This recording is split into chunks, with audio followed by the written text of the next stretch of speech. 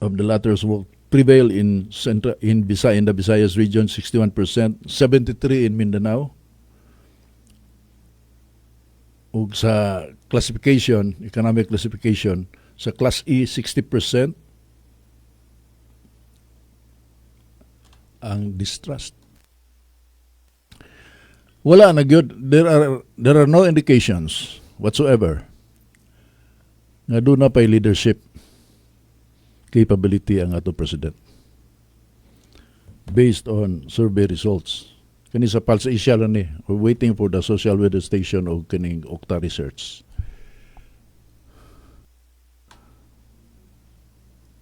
How can he possibly recover? Muna nga, looking forward to 2028, ug unsaon nila pag tangtang ni si Sara Duterte aron dili na makababag sa ilang una-una. Hadlok silang ginukdanay ba og makabalik ni mahimo ni presidente. Pero useless gihapon mga higala.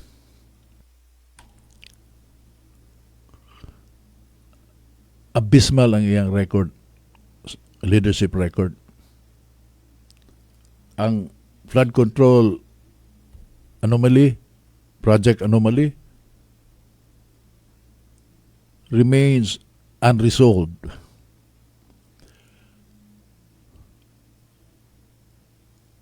Unya, moingon sila nga, let us move forward. Kaning sulbiha, wa pa man mo igo ang kuan ani, ang Middle East conflict. Kay Bibrero man ni ang survey.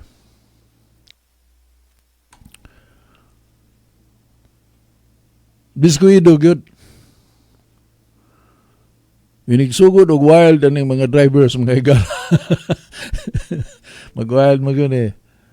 Nya sige nag-announce na pud ang mga komunista mo man ni ilang opportunity gyud. Lipay sila nili na napugnan lang ni sila nga wa mag-wild kay apil man sila sa bahin sa Malita. Sige pangampanya. Si Lini Robredo nagawas ng picture nga kasakay siya bus. Una sunod picture nga ilang gi-circulate. May kanaog siya sa tricycle. Tanawa ra ko sa nakahanggaw. Una si Risa Hontiveros nanawagan nga itigil na ang digmaan sa Middle East. Unsa man ang klasiha sa mga politiko?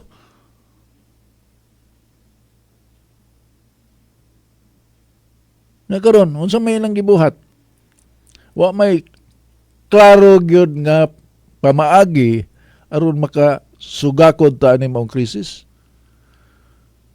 Wa ba kimabtag na liho karon nga makig-tie up sa whatever country nga maka-ambita og supply sa oil.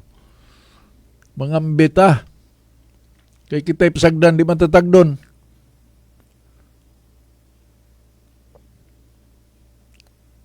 Kita'y mo ditso sa Iran, ngayon may gayo may diabe. Supply may derive. Di man gani ka bago lang nagkapadaog or plano mga higala human maiagom sa kauaw ba. Nga ang first advisory coming from the mouth of the president is lisod kuno kaayo ang pagpalupad og plano. Kay moagi anang war-torn airspace. Galing maigo tag anti-aircraft missile dia.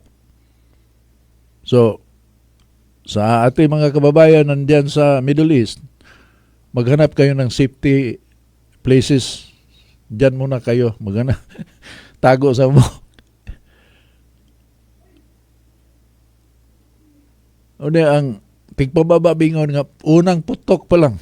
Pag una pa ng kunong buto mga higala, gisiguro na presidente nga kauli ang mga Pilipino. Natuwa dito. Unsa man kay coherent nila nga pamaagi ba? There is none so far. Ang economic managers tarantarsad.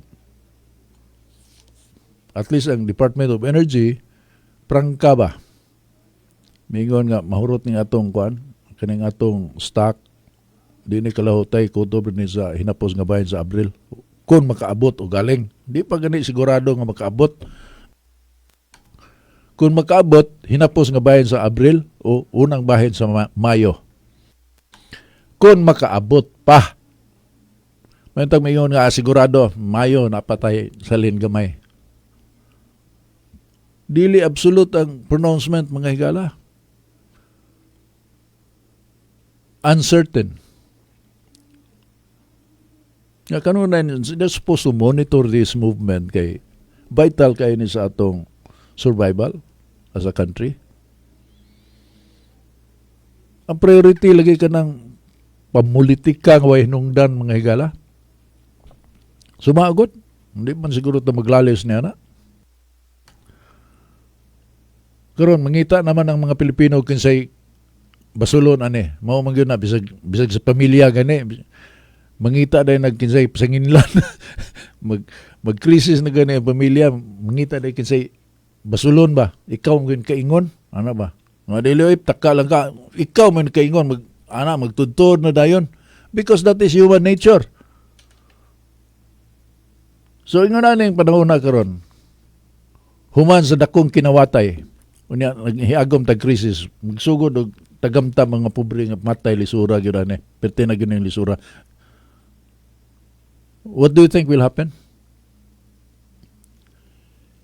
Una nga, di lang ta maghilas-hilas ba o isog kunuhay ta katong issue sa West Philippine Sea, murag tag ready na ta makigubat. Ingon pa ang atong kuan kanang Armed Forces of the Philippines chief nga ready for war ta, makasustener kuno tag 30 ka adlaw kung makigubat ta. Sa kabuan, makasustener ko na. Huwag ganun, madakpi din yung si atong ang. Huwag mo. Si atong ang, huwag yan po, madakpi yan to karon.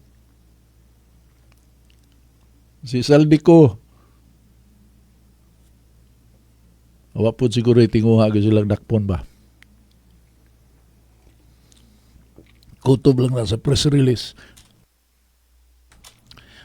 At any rate, all the signs of incompetent government is all over the place. Incompetent. Una mo rally behind ta niya na. So kanang mga driver nagsugo nag-wild pistons. Nationwide strike. So ang pag-appease na nimo. Inigsugod na nag-rally-rally o di manginom nagtanduay daplin, kulapo baron. Magkagubot na.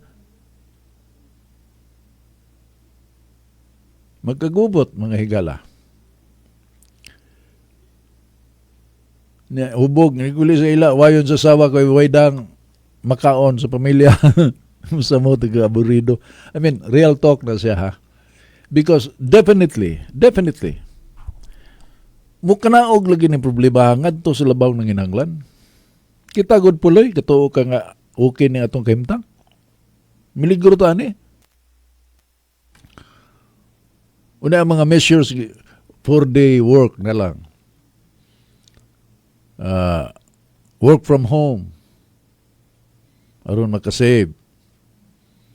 Ang mga sakinan, pagngon, kung magparking, dili, sakinan sa gobyerno, sumapa ni Vice Mayor Tami Osmeña, kinanglang, pagngon yun ang sakinan, inig, kaya ang ubang mga drivers, inig kinaog sa boss, ilang busing, gandang magyapon na makinaw niya, aircon, niya matug dito, samtang nagbaabot, mahuman, mukanaog tong boss, o kaso to paingon, meeting ba, mag-andar kay bugnaw, nganong paandam na ni mo? Wala may pasahero. Ako lang giandam aron nagbalik bugnaw gyapon. Tugtog sa ta. Siging kaon og krudo ang sakyanan. Karon kuan gyud nga mag-save ta. Paong gyud. Mga measures mga higala nga almost useless ba, almost. At least na ay sense, na ay a little sense. But in the general scheme of things, mga higala, it's not the kind of measure that we want to happen. We should have prepared early on.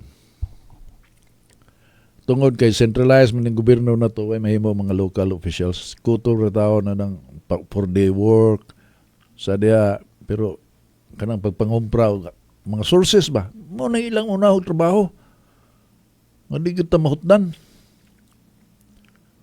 Karon kapa na tanang nasod mo man problema.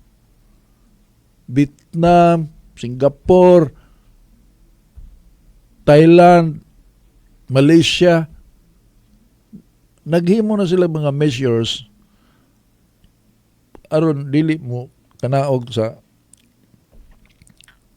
katawhan ang kabugat ba sa suliran, dili kaayo mo igo sa katawan kay mo igo na ganun sa masa, gubot man ang katilingban. Mao man gyud hitabo. That's the natural course, mga higala. So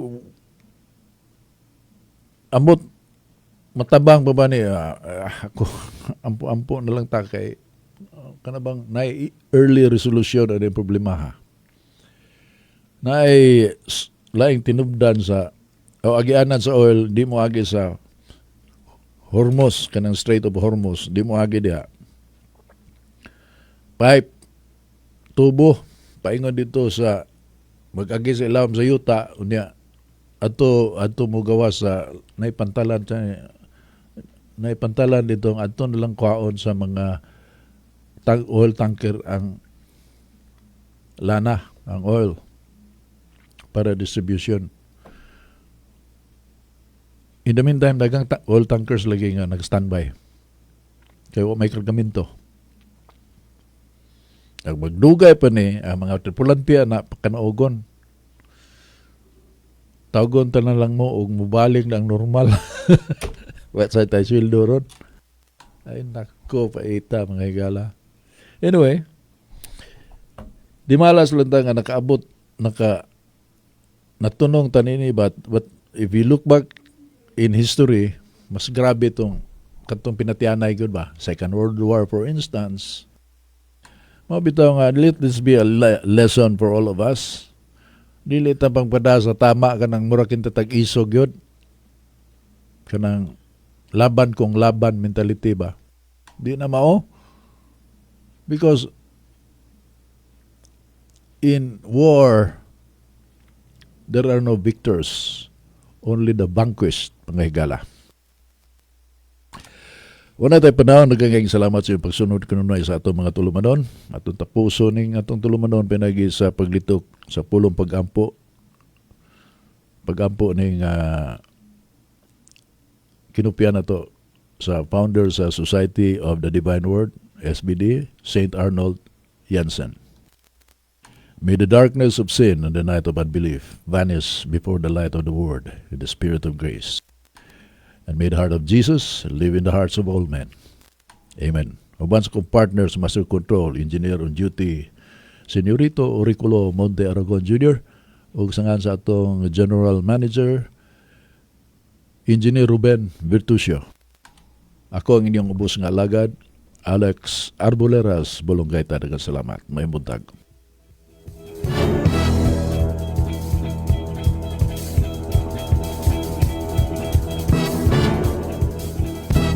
Inyong nabati ang tulumanon, ang isyu karon.